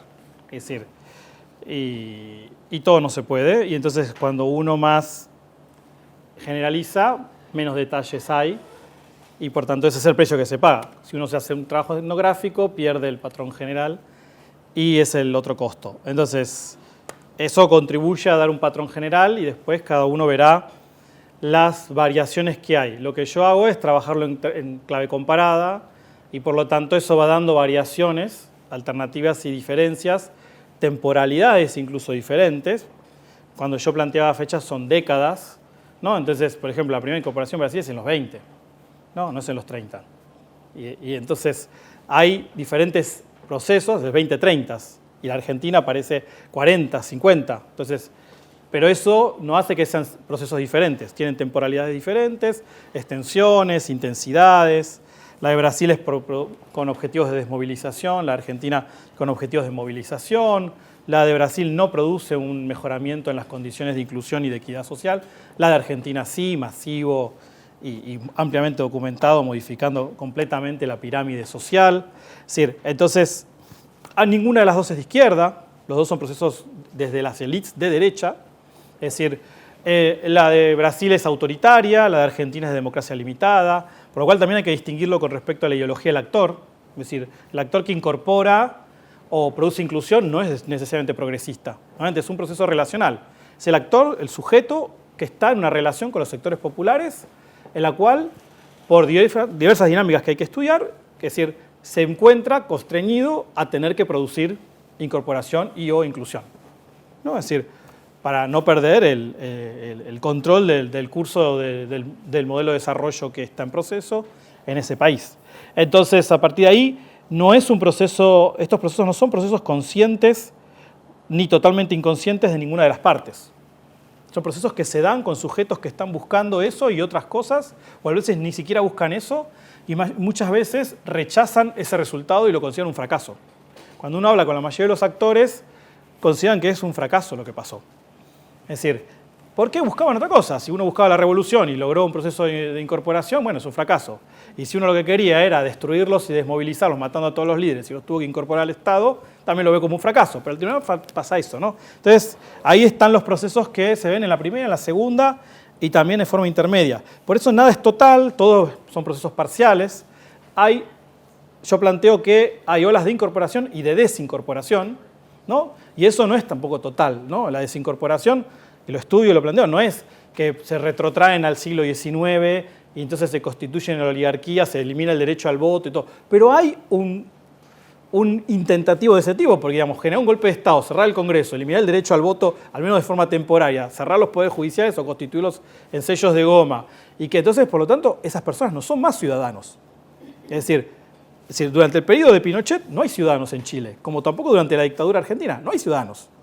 Hay personas que viven en Chile que son otra cosa, pero no son ciudadanos. Si no hay democracia, no hay ciudadanía. Sí, porque vos no sos un sujeto político, vos sos otra cosa. Eso, bueno, se parece a la oligarquía, no es. Pero en la oligarquía no hay ciudadanos. Entonces esas recursividades potenciales que hay, pero no son la repetición exacta de la realidad, porque Pinochet no constituye una oligarquía, ¿no? Pero sí hay lo que yo considero que es la plutocracia. Es decir, sí son proyectos plutocráticos, por lo tanto, de reducción de la arena sociopolítica para que los sectores populares no participen de la torta, en todas las dimensiones de la realidad, la económica, la política, la social, la cultural y además, ¿no? Es decir, por tanto, se cierra el juego. Eso sí tienen en común, y esa es lo que yo llamo la expansión y contracción de la arena sociopolítica. Eso, para mí, es un patrón general que tiene la región. Ese proceso de expansión y contracción de la arena sociopolítica que se produce permanentemente en momentos de lucha, tiene olas, y hay dos grandes olas de gran expansión, una gran ola de reducción, y la historia está abierta. Es muy probable, bueno, no quiero arriesgarlo completamente, de que estamos entrando en la segunda ola de contracción, porque las olas de contracción son en general reacciones a las de expansión. Entonces, estamos y ese es el patrón, ¿no? Es decir, a partir de ahí hay países que entran con temporalidades diferentes, uno los puede subdividir. Para mí, lo que es el mundo del Pacífico andino, en el cual está Chile, con Perú, con Colombia y demás, llega más tarde al proceso, llega más atomizado, mientras que el Atlántico tiene otro proceso diferente. Es decir, y uno puede generar diferentes distinciones, incluso dentro de los mismos países. Es decir, va del centro a la periferia, entonces se va produciendo diferente gradualidad, por eso la territorialidad. Con respecto a si hay resistencia, sí, como decía, en general, excepto muy pocos casos, los sujetos incorporados no quieren ser incorporados y se resisten a eso, porque la incorporación es también disciplinamiento y por tanto hay restricciones, y si uno es un actor que quiere la emancipación humana, bueno, la incorporación no lleva a la emancipación humana, lleva a otras cosas, ¿no? Es decir, entonces, bueno, va a depender. Hay actores que no. Es decir, por ejemplo, en Argentina, los actores peronistas de la segunda ola de incorporación sí buscan algo que se le parece mucho a la incorporación y, por tanto, porque tiene una nostalgia del primer peronismo y lo quieren reproducir, ¿no? Pero los que son de base marxista, no quieren lo más mínimo eso, ¿no? Es decir, lo resisten a toda costa, pero pasa igual. Es decir, pero no porque es un éxito de las élites, porque las élites no quieren ni una cosa ni la otra. Es decir, pasa eso, porque hay que entrar en todos los detalles de lo que pasó históricamente. Entonces ahí se puede también estudiar, en esas mismas claves, cómo puede ser que hubo semejante estallido en Chile y no lo produce, ¿no? Entonces, bueno, ahí hay que entrar por eso también inserté ese elemento. Pero que entonces estas categorías pueden permitir tipologizar, que es lo que plantea, es decir, ir poniendo los casos en diferentes casilleros que nos permitan decir tal caso específico de tal año a tal año en tal país podría ser un tipo de esto, por esto y esto. Y tiene, como decías, alto en incorporación, bajo en inclusión, es más tecnocrático que de base popular, es más obrero o campesino, es más urbano o rural. Por ejemplo, como decía, es decir, los países que en la primera ola de incorporación no produjeron un proceso industrializador, obviamente en la segunda no tienen un sujeto de base obrera como el gran actor, porque ese sujeto obrero no se produjo. Países como Ecuador o Bolivia, la base es campesina. Y el campesino es el indígena. Pero el campesino y el indígena son dos actores diferentes, no es el mismo. Es el subalterno rural. En el primer periodo de incorporación, porque es de tipo funcionalista corporativo, uno solo puede ser incorporado por medio de la función que uno tiene en la economía. Entonces se lo categorizó, trabaja la tierra, es campesino. Y bueno, se incorpora así. En el periodo actual, neopluralista y territorializado, la forma de reconocerse el actor es por medio del reconocimiento de tu identidad como sujeto, más allá de lo que hagas económicamente, y es más solista la concepción, porque es más territorial. Y por lo tanto se lo incorporó como indígena, pero es las dos cosas, es indígena y es campesino. Una es su dimensión étnica, racial, la otra es su dimensión económico en el funcionamiento de la economía, y después también puede ser que sea ciudadano o no. En la primera incorporación boliviana no lo es, pero es un sujeto revolucionario. Pues la primera incorporación boliviana es una revolución, pero no es un ciudadano. Y es un campesino y no es reconocido como indígena. En la segunda es un ciudadano, es indígena, pero no es considerado obrero, ¿no? Es decir, pero el sujeto es el mismo, ¿no? Entonces son posiciones que tienen los sujetos en el momento histórico. A partir de ahí eso permite tipologizar y ir moviendo las categorías para ubicar a los casos específicamente concretos sin quitar la especificidad, ¿no? Eso es lo que creo que le permite viajar y permitió a gente verlo en otros países, en otros casos, y a algunos hacerlo viajar mucho más allá de América Latina. Mi propuesta siempre fue para América Latina, ¿no? Yo no creo que explique China ni Rusia, es decir, no creo. Pero bueno, si hay alguien que después le parece que sí, yo no había pensado nunca que podía explicar Túnez y hay gente que le pareció que sí. Pero bueno, eso sabrá el de Túnez, digamos, por qué consideró eso, ¿no? Es decir, mi campo de conocimiento me permite decir hasta ciertos casos, incluso puedo hacer la lista de los países que me parece que sí y los que me parece que no. Entonces, a partir de ahí, el nivel de viaje de la teoría va a depender de gente que conoce muy bien empíricamente otro caso y puede decir, bueno, sí o no, sí tal cosa, sí, no la otra. Sí hubo primera incorporación y nunca hubo segunda. Sí, y hubo solo un gran ciclo de desincorporación al cual no se produce. O se produce con 30 años de distancia uno del otro. Es decir, los estallidos colombianos, la actual situación peruana y el estallido chileno tiene casi 20 años de distancia con respecto al ciclo del Atlántico. Argentina, Brasil, Uruguay, es decir, Venezuela. Es decir, entonces, digamos, pueden ser procesos que tienen esa equivalencia. Eso mismo pasa en la primera. Los primeros arrancan en los 20 y los últimos arrancan en los 60. Entonces, cuando uno está empezando, el otro ya está recontra terminado y ya está en un ciclo de desincorporación. Entonces, esas temporalidades hay que manejarlas también. Entonces, después, sobre la base fiscal, yo creo que para este enfoque, es decir, no es que no importa para la política pública, pero para el enfoque no cambia. ¿Por qué? Porque, es decir, es una correlación de actores. Y si el actor se encuentra constreñido a tomar una decisión que, en términos estrictamente técnicos fiscales, no es la acertada, pero no le queda otra, porque si no, le queman la moneda y sale volando por la ventana, la toma. Y bueno, y eso puede generar un ciclo de políticas de ese tipo, una tras del otro, lo hace muy popular, lo reeligen 4 veces y bueno, y sigue así. Y después país estrella o no sé. Eso lo vemos muchas veces en la historia. Entonces, bueno, eso será, es decir, analizar la capacidad ahí de los actores y sujetos en el momento. Entonces, puede haber un elemento de por qué, claramente en la segunda ola de incorporación, la inclusión en muchos fue de corto plazo, ¿no? Porque por ahí no hubo esos tipos de análisis. Pero la incorporación no. Porque, por ejemplo, el sujeto que fue incorporado, los piqueteros en Argentina, no produjo una sociedad más inclusiva que la anterior. Hubo un mejoramiento del Gini por un tiempo y ahora volvió a empeorar. Pero ese sujeto no se fue nunca más de la arena sociopolítica. No se puede hacer política social sin hablarle a los pobres sobre qué política social es la mejor para ellos. Eso es la incorporación. Pero eso no necesariamente es la inclusión, porque cuando vos le preguntás a ellos te dicen la economía popular, una economía de otro tipo. El Estado responde planes sociales, responde con una política social que no tiene nada que ver con lo que el actor está pidiendo. Es decir, y se la determinó el Banco Mundial. Entonces ese juego es el que hace el resultado, ¿no? Pero lo que hay sí diferente es que no es posible ya hacer política social sin el actor. Acá sí, acá el actor no existe. Acá vos le podés preguntar solo al Banco Mundial y haces la que querés, o ni siquiera, y no le preguntás a nadie, a los tecnócratas de algún lugar. En Argentina están esos tecnócratas, está el Banco Mundial, está todo, pero no se puede sin el actor. Y esa es la diferencia.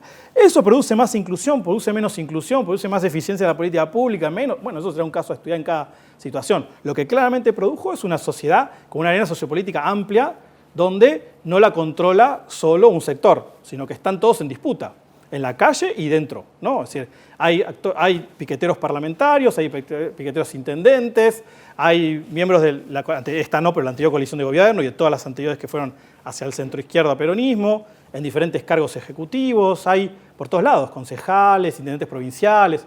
Eso es incorporación, ¿no? Están participando del juego, de ahí a que lo puedan direccionarse en el actor poderoso, igual que con el movimiento obrero. Nunca lo fue. Es decir, Nunca fue el actor que determinó el curso de la historia, tampoco antes. Entonces, eso sí es una diferencia. Ahí está el carácter popular. Ese es el carácter popular. El carácter popular no significa que el presidente de la República de ese momento viene de ese movimiento. Ahí yo creo que ya entramos en otro ciclo más radicalizado, como por ahí el de Evo Morales, donde el mismo sujeto que es parte de los desincorporados llega al poder. Por eso ahí hay que abrir un debate sobre cuánto ese proceso es algo más que incorporación y tiene alguna etapa posterior.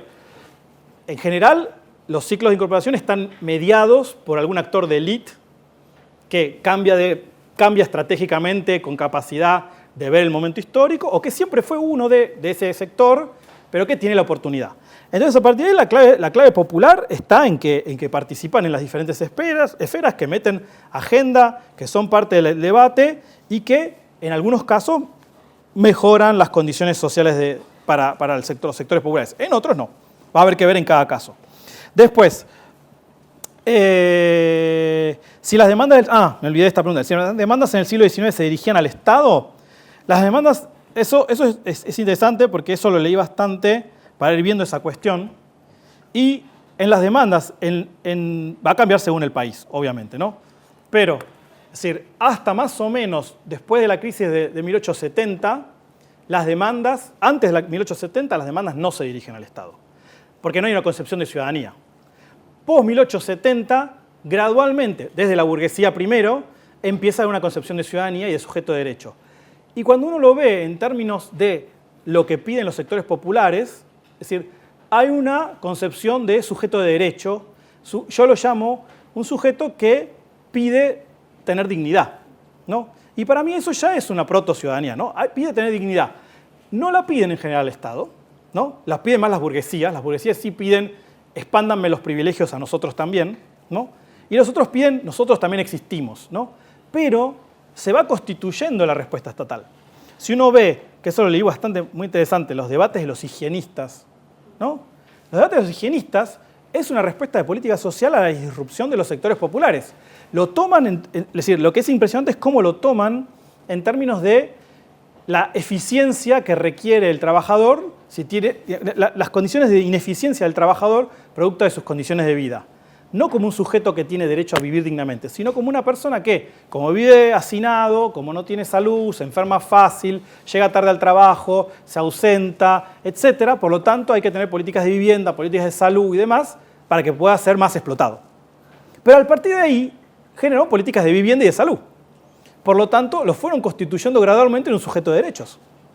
A eso me refiero, ¿no? No hay una conciencia de aquí hay un sujeto de derechos que hay que estar, y del otro lado uno no ve en el movimiento anarquista diciendo nosotros somos ciudadanos, tenemos derechos. No, dicen, queremos la revolución y que se acabe el Estado, como tal. Y el otro produce políticas de vivienda. En la segunda pasa lo mismo. Es decir, se está produciendo el proceso de democratización y hay una concepción de ciudadanía, obviamente. Ahí ya es diferente. Volvemos a recuperar la ciudadanía en la democratización. Somos sujetos ciudadanos. Pero ¿qué cosa es ser ciudadano? ¿Ser ciudadano es solo votar? Ese debate es el que entra en todas las transiciones. Es el debate de los 80-90 de la democracia sustantiva, de la democracia procedimental. Y esa es la lucha también por la reincorporación. ¿Cuál es el patrón de desarrollo y dónde quedan los actores en él? ¿No? Es decir, entonces a partir de ahí, la gran frustración que hoy tenemos en América Latina es también porque no se produce la inclusión con la democracia. Pero hay una idea de sujeto popular democrático que busca eso. A partir de ahí van actuando de diferentes maneras. Pero ¿qué hay de diferencia en lo territorial? ¿Qué es eso territorial que es diferente a la primera incorporación? No es tanto el hecho de que los actores no tengan una presencia en los territorios, sino que todo actor popular tiene una vida primordialmente territorial, ¿no? Es decir, es primordialmente un actor de su barrio, de su espacio de pertenencia, y ahí está, que puede ser la fábrica, puede ser diferentes cosas, depende del contexto. Es decir, urbano, rural, y a partir de ahí, es decir, eso puede constituir identidad o puede constituir forma de agregación social o no. Es decir, en la primera incorporación, eso no forma de agregación social. Esa es la diferencia.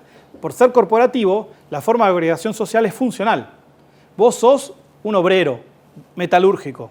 Por lo tanto, vos vivas acá, o vivas en la Patagonia, o vivas en el norte argentino, o vivas en donde sea, sos un obrero metalúrgico. Por lo tanto, esa es tu rama de la industria, te incorporo de esa manera y de una forma tradicional, de familia cristiana machista, El proveedor es el hombre, a ese es el sujeto de derechos, por medio del trabajo formalizado, eso derrama en la familia y todo el resto de la familia tiene derechos, ¿no? Es decir, esa es la forma de incorporación funcionalista corporativa de la primera incorporación. La segunda no se produce de esa manera.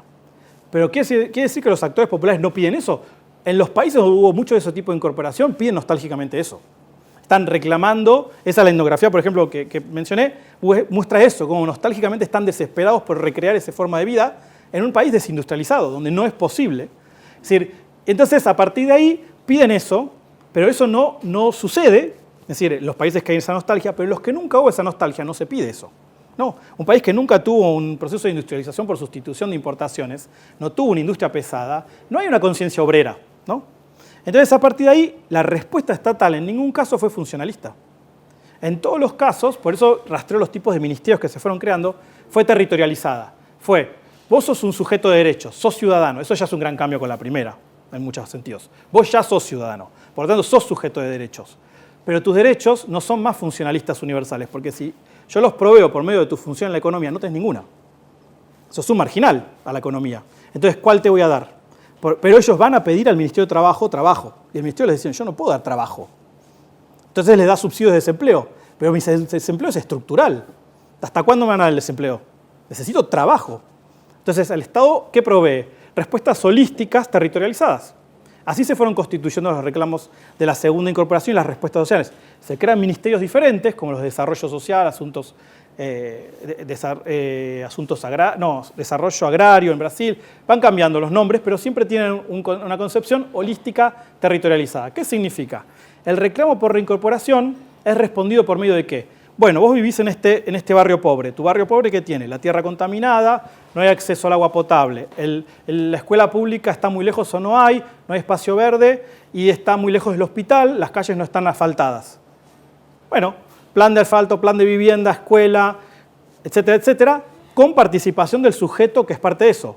Las construyen por medio de cooperativas propias de ellos, diseñan o participan en la discusión sobre dónde tiene que estar la plaza, cómo tiene que ser la escuela, cómo se llama la calle, si acá hay que relocalizar a esta familia, si es prioridad aquel o el otro. Es un proceso en donde son un sujeto de la definición de su espacio.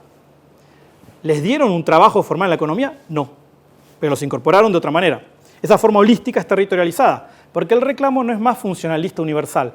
No es vos, subalterno, obrero, por lo tanto de la clase obrera, tenés un derecho universal. Es vos, pobre y excluido de este barrio que tiene toda esta multiplicidad de problemas, te los respondo en tu multiplicidad específica de problemas, pero que son a la vez derechos universales, porque es el derecho a la salud, a la educación y demás. Por lo tanto, eso, por ejemplo, yo lo rastreo como los sectores populares van a la búsqueda, a trabajo, a pedir trabajo, a salud, a pedir salud. Y en cada lado, en trabajo dicen no podemos hacer nada, en salud le dan, bueno, hasta a ver qué necesitan de salud, ¿no? Es decir, pero no responde al problema general. Entonces, ¿qué termina pasando en el Estado? Lo mismo que pasó en la primera incorporación. Cuando los trabajadores salen a la calle sistemáticamente en la primera incorporación, no hay ministerios de trabajo, ni secretarias de trabajo, y se las crea. Y eso es reconocer al otro como el interlocutor. Lo reconociste como actor a partir de ahí, para controlarlo, reprimirlo y también darle política social. Eso es lo que pasa. Se crean ministerios de desarrollo social, que son holísticos, son ministerios muy diferentes, son holísticos, y son de tensión permanente y de respuestas donde pueden combinar a los ministerios. Son grandes ministerios articuladores. Y tanto es así que a pesar de que vienen gobiernos de derecha, al igual que pasó con la primera incorporación, pueden cerrar cualquier tipo de ministerio, pero ese no. Milei cerró todos y todo lo fusionó en el Ministerio de Desarrollo Social, que le puso capital humano, pero tiene el mismo edificio y es el mismo, y le dio mucho más poder, porque fusionó todo, eliminó hasta trabajo. Eso es lo mismo que hicieron hasta las dictaduras, no eliminaron nunca el Ministerio de Trabajo. Es decir, los fueron fusionando con otras cosas, pero ¿por qué? Porque ese es el actor subalterno que tenés que estar todo el tiempo controlando y viendo qué haces. A partir de ahí, ese es un elemento popular por excelencia. Es innegable su presencia. Es decir, sí. Sí. Listo. Y termino entonces con la última cuestión, que era esta cuestión de las mujeres, ambientalismo, originarios, si es más identitario, que está vinculado a esto que venía diciendo, ¿no? Es decir, y demás. Entonces, este es un proceso, no es el único proceso que está sucediendo en los países o en la región. Mientras pasa esto, uno, por ejemplo, puede decir, a la vez hay ciclos de democratización y autocratización, ¿no? Que va teniendo la historia latinoamericana, los cuales algunos pueden uno asociarlos en coincidencia con la incorporación o desincorporación, y hay otros que no.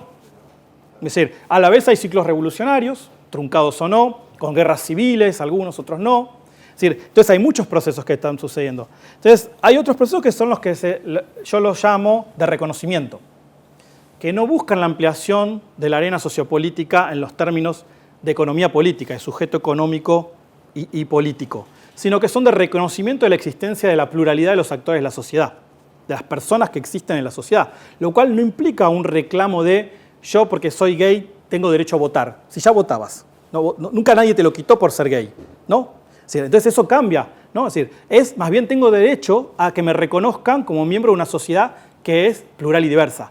Está asociado a la descorporativización de la sociedad desde ya, ¿no? Es parte del neopluralismo. Al desfuncionalizarse los roles de las personas en la sociedad, las personas pueden estar identificadas por múltiples roles que no sean solo económicos.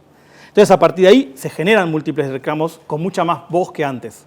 Es decir, entonces, esos pueden ser procesos paralelos, ¿no? Es decir, los cuales pueden coincidir o no, pueden tener puntos de contacto o no. En mi visión, los reclamos ambientalistas y los reclamos de los pueblos indígenas son procesos territorializados, ¿no? Los procesos de derecho de los feminismos y las minorías de todo tipo son neopluralistas, son de reconocimiento, entonces, pero no son territorializados. Es decir, entonces pueden haber coincidencias de algunas cuestiones. Es decir, entonces a partir de ahí hay que ir viendo cada caso, ¿no? Es decir, cuánto se conectan, cuánto no, cuánto forman parte. Es decir, cuánto obviamente digamos, obviamente, si uno, lo que pasa es que uno tiene que analíticamente establecer las fronteras del proceso que estudia, pero yo lo puedo ver, es decir, cuando estudio tipo el movimiento piquetero, que es el gran movimiento por la lucha por la recuperación argentina, una vez que la ondeada feminista argentina crece, dentro de los movimientos piqueteros se generan cuestionamientos feministas porque tienen todos líderes varones y se generan todos grandes procesos internos y demás. ¿Eso lo constituye al movimiento piquetero en parte del movimiento feminista? Para nada. Pero los movimientos son redes que se interconectan por nodos y bueno, son puntos nodales donde se interconectan con capacidades de las mujeres internas de esos movimientos de luchar contra, bueno, personas de izquierda patriarcales, que no hay ninguna novedad que hayan, es decir, que tienen muy buena voluntad en términos redistributivos, pero en otros términos no, y bueno, no hay ninguna novedad, y bueno, y tensiones que hay ahí, ¿no? Entonces, en ese sentido, se producen procesos diferentes. Por ejemplo, cierro ahí, cuando estudio el acceso de estos actores al Congreso, como representantes de los movimientos, uno va viendo que eso se entrelaza con normativas que hay en general de cuota de género, ¿no? Entonces van llegando mayormente mujeres y no llegan los líderes principales. Muy pocos de los líderes principales llegan y llegan más bien segundas líneas. Y eso fue haciendo crecer las segundas líneas de los movimientos. Entonces se van mechando, ¿no? La desindustrialización en Argentina favorece el feminismo. Es decir, lo digo corto, hay que hablarlo en detalle, pero lo favoreció. Porque el pater deja de ser el proveedor. Una vez que el pater deja de ser el proveedor, ese sistema cae. Bueno, favoreció la emergencia de feminismos populares, no solo feminismos de clases medias blancas. Es decir, entonces, bueno, todo se puede ir entrelazando, pero si uno no lo limita es el estudio del todo, ¿no? Es decir, bueno, y cierro ahí. Gracias.